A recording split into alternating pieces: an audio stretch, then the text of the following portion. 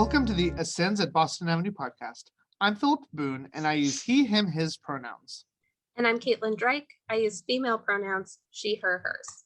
Before we begin, I'd like to state that the views represented in this podcast are those of the individuals in this conversation and not the official position of Boston Avenue United Methodist Church.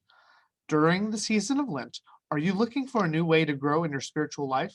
Here at Boston Avenue, we are in the process of exploring 6 different spiritual practices through this podcast series, along with live workshops, devotionals, and a daily Lenten calendar.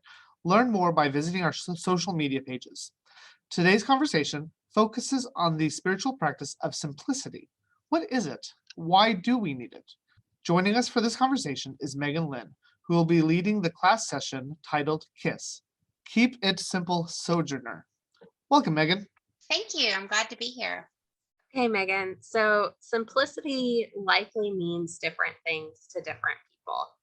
So in the context of how we're talking about it today, what is simplicity? What does simplicity look like?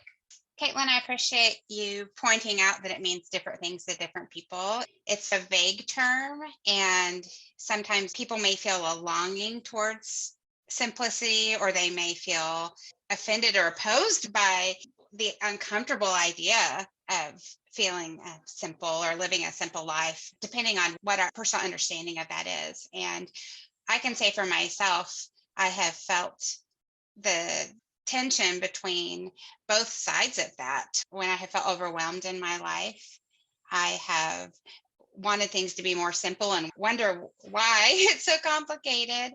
And then the idea of it seems so overwhelming.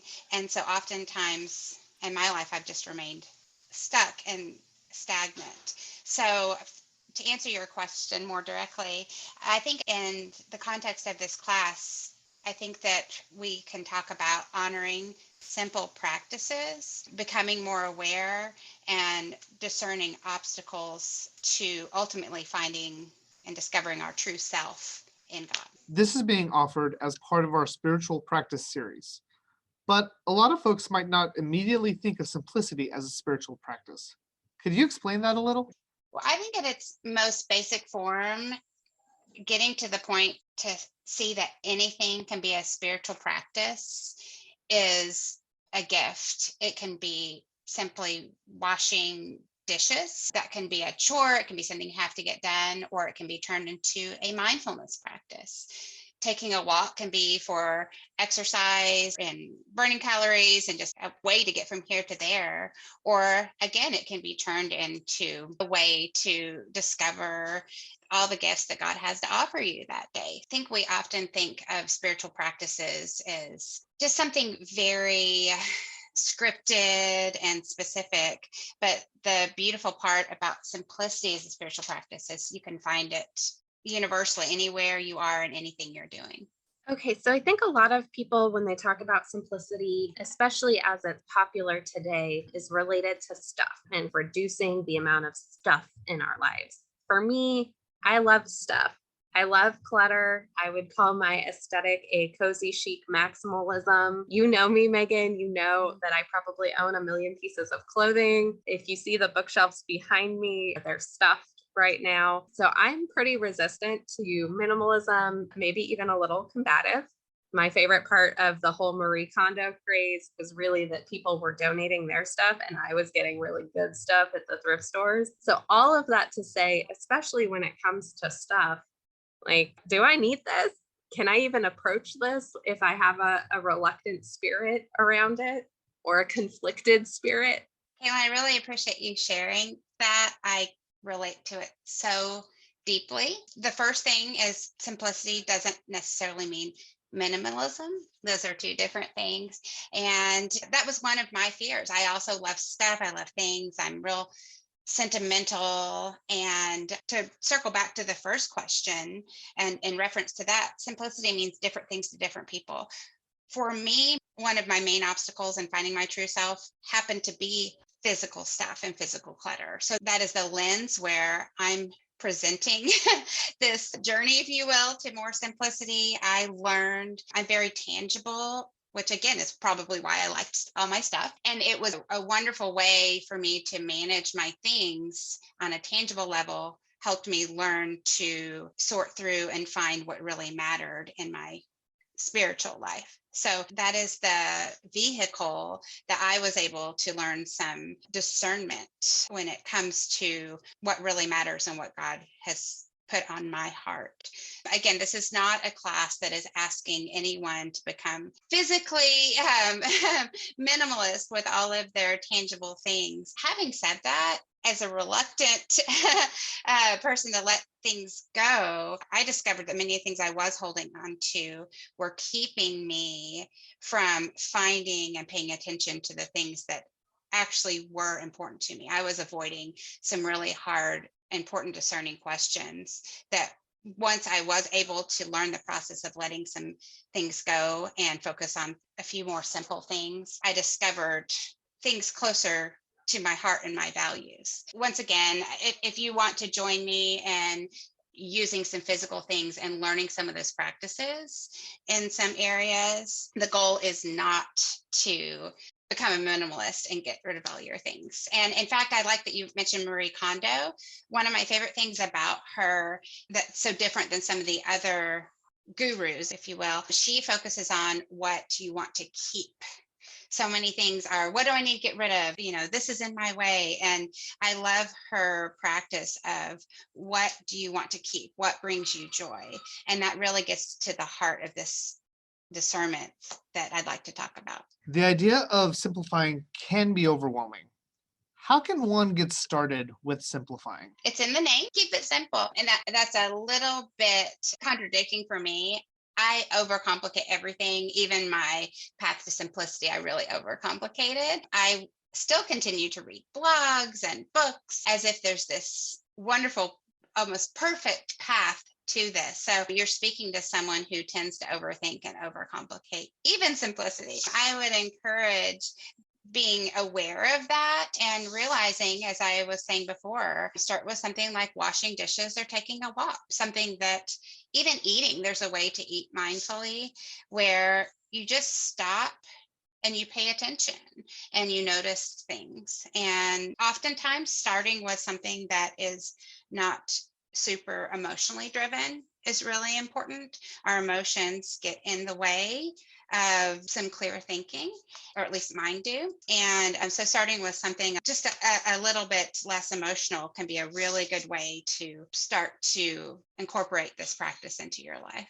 So let's say I'm simplifying my relationship with stuff. I decide I want to go that path. And you said you don't start somewhere emotional. So for me, I probably wouldn't start with my books, my physical library, because I love all of them. And I'm emotionally invested in all of these pieces. Where would I start? What would you recommend? That's such a great point, because whatever it is that is important to us is personal. And that sounds very redundant, but to some people, a book might not be a big deal. I spoke with a friend yesterday and we said, our books are our friends, And so it'd be like, what is your favorite friend? Which friend do you want to keep? That's not even a question that I think I could ever be prepared to ask. So starting with something that we're not emotionally attached to. I gave an example of someone the other day we can share. I was talking about socks. Our sock drawers may be overflowing. I don't know how many socks you all wear a day, but I probably don't need the 50 socks that I've had, and why am I not getting rid of these? And so going through the process of wondering why I have this, why I can't get rid of it, which ones are my favorite, and which ones do I tend to go to, maybe the ones I put on after work. Once again, it's a path to start asking yourself some of these deeper discerning questions that end up getting to your spirit, but you're learning to go down that path and to incorporate these questions on a more innocuous level. That is why I start with something that you're not emotionally invested in, because just like anything with a practice, if we can learn to do this with socks or pencils, there's pencils all over my house. Why do I have all of these? But if I start to really learn mindfulness on something that I can make decisions on easier, then I can slowly start increasing that to things that I am more emotionally invested in. And this is where we're learning the process of that spiritual practice. Are there some good questions or concepts that can help guide us in simplifying our lives? I was referencing Marie Kondo before. What brings you joy? And it's such a personal question, and it sounds like a simple question, but whether it's our physical stuff, whether it's our time, whether it's old beliefs, whatever it may be, that is really our personal clutter. For me, it was actually all of those things and more. But I don't know on a regular, I don't have statistics or anything, but I don't know that a lot of people stop and meditate on what actually brings me joy. And if we can learn to do that, I think we're really getting at the heart of the uniqueness of our true self that God has placed on all of our hearts. And I believe we're in a culture of conformity, a culture of where we have a lot of outside expectations. And it's really brave to say what actually brings me joy, because it may be countercultural. It may be something completely different than what we were told or taught that should bring us joy. And sometimes what brings us joy is not something productive by the world standard. So how do we start incorporating that in? And again, it's just finding some moments, not necessarily adding things into your life, because once again, that sounds the opposite of simplicity, but trying to incorporate moments and things you're already doing and be mindful about them and find out what brings me joy about this and the uniqueness in that. And then we're starting to dance around hearing God speak to us about what he's put on our hearts. So I already talked about maybe one barrier that I have around simplicity is I just don't want to get rid of my stuff. And you also mentioned conformity culture or some of the expectations and pressures from outside. Are there other kind of barriers that might exist for someone who is approaching this idea of greater simplicity, and maybe some tools or some ideas that you have that could help somebody navigate or manage those barriers? As I keep going back to, I would say, and thankfully we have these lessons in our Lent programming, thinking about some mindfulness and meditation and prayer, finding some time to be quiet and listen and help us. Again, if we can learn some of these practices with our socks or our pencils, learning to apply those same kind of practices as we're being mindful and prayerful. Once again, I'll speak for myself, and I say we because I just trust that I'm not alone in all of this, but I have false ideas. I have old ideas that don't serve me anymore. As you grow and mature and learn things evolve and change. So the practice of discernment to be able to decide what works for me now, and just making time and making it an intention to have some time for mindfulness and prayer to help us discern exactly what you were saying, Caitlin. Maybe we're having aversion to it, but we aren't taking time in prayer to ask, what is my aversion?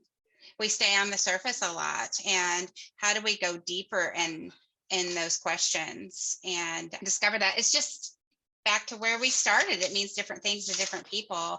And so how do you personalize this for yourself? And as I said, for me, the barrier were twofold. It was too much. I had too many piles, too many things, not enough time. It was overwhelmed. And I did not want to lose my identity or my true self. I wanted to be a free spirit. I didn't want to be stuffy. I didn't want to be, now my judgment side is coming out of things that I imagine someone who was organized or simple or used the calendar is just too rigid. I didn't want to be rigid. That didn't feel like my true self. And so I just had a lot of barriers that I thought were protecting myself. And what I learned is the self that I was actually wanting to have, what in my personal case was literally buried under all of my stuff. Didn't even have the time to be mindful or prayerful again, and just to go back to the sock drawer, I couldn't even tell which socks were my favorite because they were buried under all these. I would just wear the one on top because it was convenient, and whatever, it's right there, I'll just put it on. And when I finally cleared it all out, I was like, oh my gosh, here's this one that I absolutely love. And it was literally buried under there. I feel like I'm talking in circles now, being kind of redundant, but really back to time and mindfulness and prayer and discovering your own personal obstacles.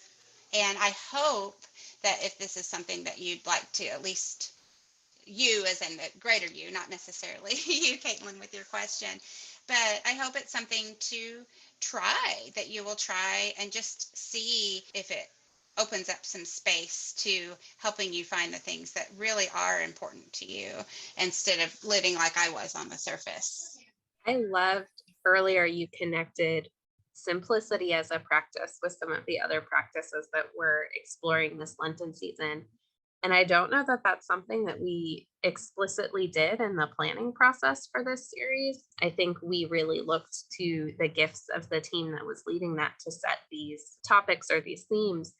But now that you've said that, the relationship between fasting and simplicity, for example, those are so complementary in so many ways and really set the stage for each other, whichever practice you could start with. And prayer, again, intersecting with simplicity or with fasting, self-compassion as part of, we're having self-compassion during the simplicity process or relating them to each other. I guess I'm just really excited. I hadn't thought about the connections between these practices and the way that they could make space for each other to help deepen one practice might deepen another. So I love that you brought up those connections. I think that's awesome. Thank you for saying that. It was difficult for me to separate all of them because they are so integrated.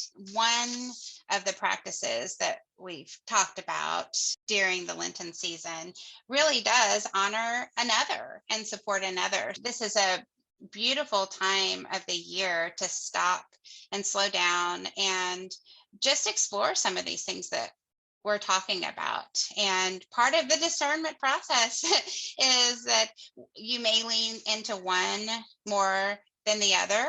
In the name of simplicity, we're not supposed to be rigid and apply every single one of these and have more things on our plate to do. And as I'm talking about this, I keep bringing up the word discernment because it's just such an intimate space between yourself and the divine. And the simplicity helps us move away from some of the things that are obstacles and blocking being able to hear that. So I appreciate you saying that. I think the practice of simplicity can be applied to absolutely everything that we're learning during this season. Are there any helpful resources that you might recommend? There's a couple that I have enjoyed. I really like this author. Her name is Tish Oxenreinder. I'm not sure I'm saying that correctly or pronouncing that correctly. She has a book called Organized Simplicity, and she does a really good job of addressing things from your home to finances. And she has wonderful practices to learn some of these disciplines. And again, you can personalize them for yourself or your family. Wonderful, deep, thought-provoking questions that really go deeper. And she expands it to a family approach, which I absolutely enjoy that. We've sat around the dinner table before and asked some of those deeper questions. And it really gets you to the heart of what the intention is. I also enjoy one of our favorites, Adam Hamilton has a book called Enough. And he talks a lot about simplicity and what is enough and asks some of those. It's a little bit guided more towards finances and the fear of scarcity and how we deal with that. But it's another absolutely wonderful resource. And of course, I also love the Marie Kondo books, and she does take them to a farther extreme. she definitely is a minimalist, but her playfulness, and she would hang her purse up at night and say thank you for how you served, which again feels very silly to me personally, but it's all about gratitude. It's a very positive way of looking at things. And one of the pieces that she presents that I have really leaned into and has helped is she really focuses on how to let go of things, how to let go of things respectfully. And again, she's taking a tangible approach with our things, but we can definitely apply that to anything abstract. And we all hold on to things and it's time to let it go. How do we do that respectfully with all the emotions and feelings and experiences we have with that. So her writing has really supported my journey in letting things go, because it's a lot of what this is about. So this COVID era, I think, has really changed a lot of people's thinking around simplicity. I think it changed our relationship to our stuff because we were suddenly in our houses with all of our stuff. So to a certain extent, it changed how we see the items around us because we see them more often. But I also think that it changed our sense of time and how to spend our time or invest our time, because we went from very scheduled lives, very busy lives, to suddenly lots of things being canceled or put on hold or rescheduled or done in a different way. And now that we're re-emerging into a post-COVID existence, we'll see where this takes us. More variants or more waves are totally possible. But for you, who has been on this simplicity journey for a while, did those observations ring true? Did you see more people having an uptick with simplicity? Did it change your relationship with simplicity? That's a great question. I did find myself grateful that I had already established a lot of these practices in my life. I worked really hard to be sensitive to all the challenges and difficult things that we've experienced and witnessed and heard about, tragedies the past couple of years. And I also felt, because I had put some of these intentions in the past few years, I had received personally so many gifts. I didn't feel like I had the same level of stress and struggle with everything slowing down. In fact, at some points I felt, I don't know if embarrassed is the right word, but I would hear people complain about something or make fun of something. And I was like, that's how I live all the time. And they're like, this is just terrible. I can't even imagine. And it was something that was a real challenge for them. And I thought, that is how I always live. Welcome to my world. And on the other side of that, on a more positive side of that, I would hear people discover things and be so excited about it. And so then I was excited that those also were the ways that I tried to live my life, and to witness other people embracing some of those and discovering the fruits and gifts of that. That was really fun too. Because when you discover something, I think we all do it, that is meaningful or helpful, it's very difficult to not just want to share and wish those good wishes on everyone else. We talked about books. You read that wonderful book and you just think everyone in the world needs to read this, because you want everyone to feel that same joy that you feel. It was both humbling and exciting. But I really do think that taking some time over the past 5 to 6 years that I've really focused on this helped tremendously as I experienced staying home during the pandemic. And I felt a little bit like I had comrades more. I wasn't on the outside of that. We were all in the same boat. Again, the last thing I want to do is be insensitive about the terrific challenges and hardships that we've witnessed. But having everyone slow down, many people did talk about what was important in finding joy in baking bread or making a cake or starting a garden or just watching the sunset or sitting around the fire. And I have to quote my mom. I feel like I say this all the time. She always would say, God does not make bad things happen, but can make good things come out of any situation. And I felt like there were some parts dealing with some of the simplicity, like I said, just families watching the stars together, that we were able to receive some of those wonderful blessings in a very dark time. Is there anything else you'd like to add? I just wanted to make sure that I make the point that this is not a right or a wrong. This is not expectation. This type of a journey is personal between you and your creator.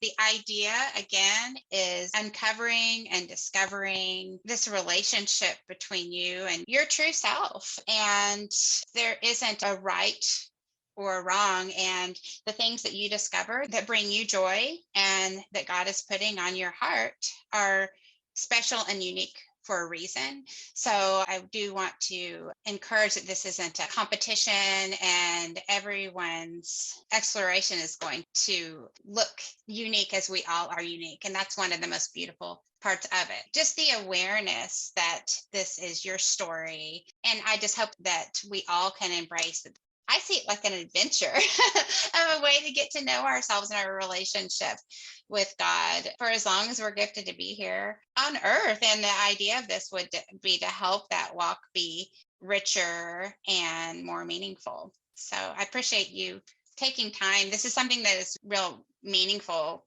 to me, and taking time to listen to part of my story. Thank you so much for joining us today, Megan.